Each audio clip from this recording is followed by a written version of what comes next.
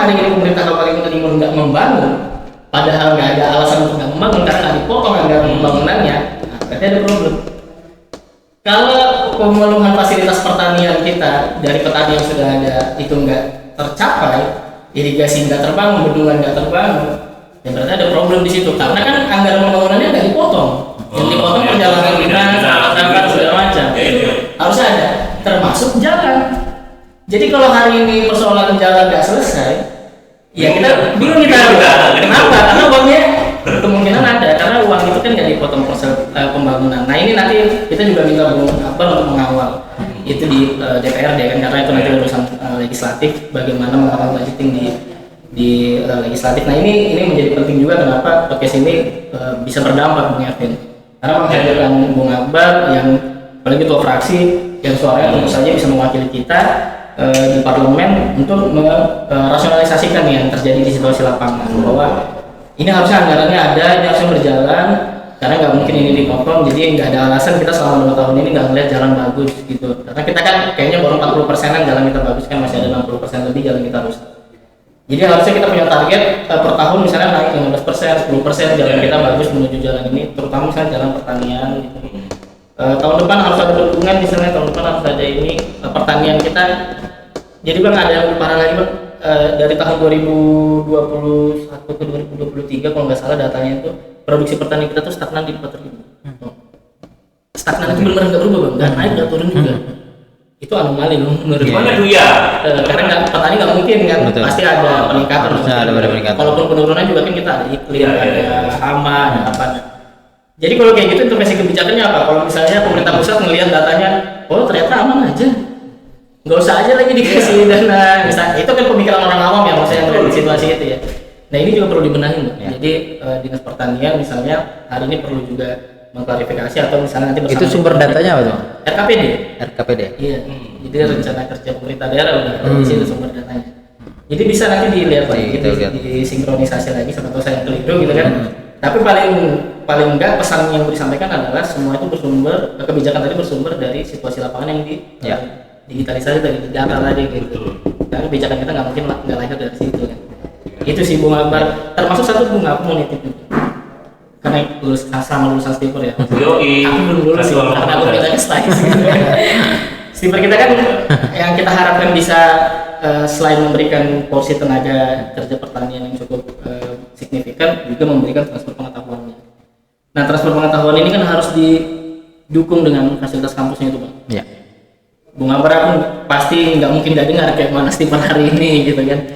Ya kita berharap Bung kawan-kawan juga misalnya senior-senior alumni Stiper bisa menyuarakan lah situasi Stiper ini, supaya memang ada banyak ya, IKA Stiper juga sudah buat gerakan pembangunan Stiper segala macam, tapi kan ini butuh dorongan yang sangat masif hingga ke pembiayaan. Kenapa tadi aku bilang kayak gitu? Karena ini juga ngomongin soal infrastruktur ya. Nah infrastruktur pendidikan kita, Stiper ini Bang, satu-satunya yang diharapkan untuk menjadi jalan keluar dari persoalan yang hari ini terjadi gitu di depan mata.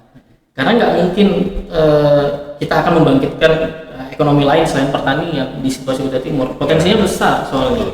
Nah makanya kita butuh Stiper. Tapi Stiper sekarang berapa? Di mana situasinya kan Bang? Nah, pendidikan itu. Nah, Pak Prabowo juga kan bilang kalau anggaran pendidikannya nggak dikurangi. Nah, Stiper sekarang kan carut marut juga ya soal bagaimana anggarannya segala macam. Nah, ini tugas Bung Akbar sebagai DPR ya. Tapi kita tetap mensupport, mendukung supaya Stiper bisa bangkit. Dan kita punya harapan besar di pertanian, secara pengetahuan, secara SDM bisa melahirkan dan bisa jadi masa depan di Kota Timur. Nah ini Bang, dia persoalan. Kita mau bikin yang well educated lah. Benar, ekonominya ada STAIS, ada STIE, pertaniannya ada Stiper. Stiper memang vital ya di menurut saya Kota Timur. Karena kita bicara pertanian tadi kan, setelah kita bicara pertanian tadi, luar biasa ternyata gitu loh. Ini saya pengetahuan yang sangat baru yang saya tahu nih. Saya sebagai masyarakat awam ya, artinya tentang lebih detail tentang pertanian ini saya baru dengar nih dari sini. Apalagi teman-teman masih pada muda, saya merasa langsung iris kan, ngapain aja saya selama ini gitu kan, Lombok aja nggak bisa, apa segala macam kan gitu. Dan teman-teman ini hebat. Nah nih Bung sekalian, ada pertanyaan yang masuk. Tadi kita berjanji nih teman-teman dari pemirsa di rumah tadi. Dia ada pertanyaan yang masuk nih. Beneran ada banyak nih. Oke, dari kita mau sebutin dulu satu pertanyaan. Dari Bung Akmal Hanif KH, pertanyaannya, bagaimana kita bisa memastikan bahwa teknologi pertanian dapat diakses dan digunakan petani kecil atau tradisional, serta bagaimana mengatasi hambatan literasi teknologi di kalangan mereka? Nah, ini siapa yang mau jawab? Coba saya jawab ya. Oke.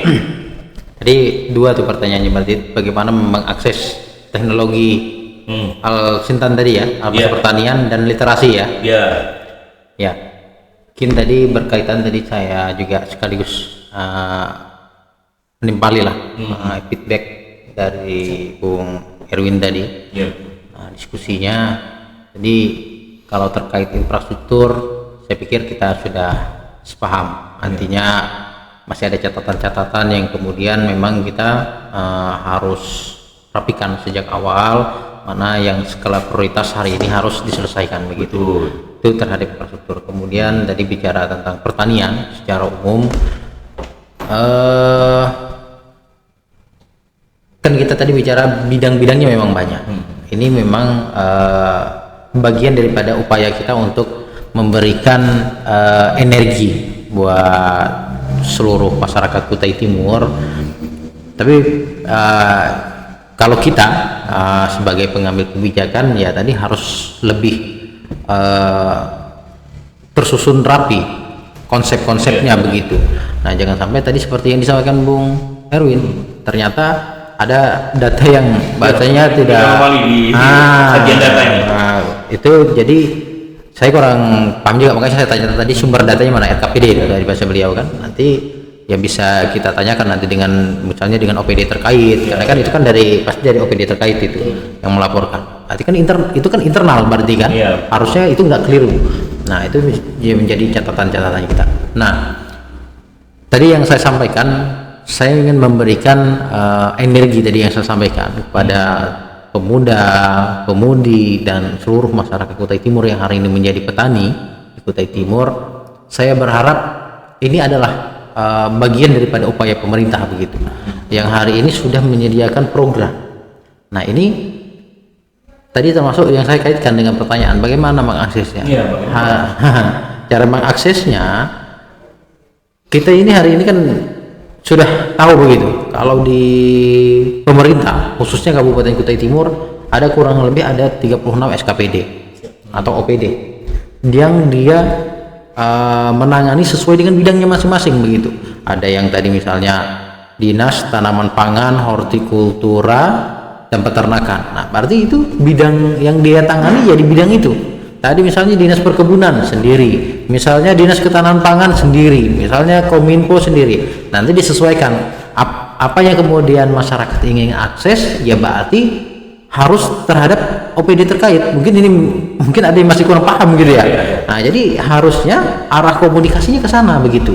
Dan kita harus sama-sama memahami juga. Kalau bicara Kutai Timur, 141 desa ini kan pasti, apalagi bicaranya kalau kita ingin mengakses tadi misalnya alat mesin pertanian, itu harus dasarnya kelompok tani. Berarti Anda harus punya komunitas begitu. Anda harus punya komunitas, tadi terdiri ada orangnya dan ada lahannya. Nah, berarti itu syarat-syarat yang kemudian harus Anda penuhi dan lain-lain, ada itu begitu. Nah, itu nanti bisa ditanya Pak, di setiap kecamatan ada UPT pertanian. Nah, tadi misalnya tadi yang penanya tadi adanya misalnya di Sangat Selatan, ada nggak UPT pertanian? Ada pasti. Nah, misalnya di Loma Sangat ada nggak UPT-nya? Ada. Nah, nanti tanyanya di sana. Apa kelengkapan syaratnya? Nanti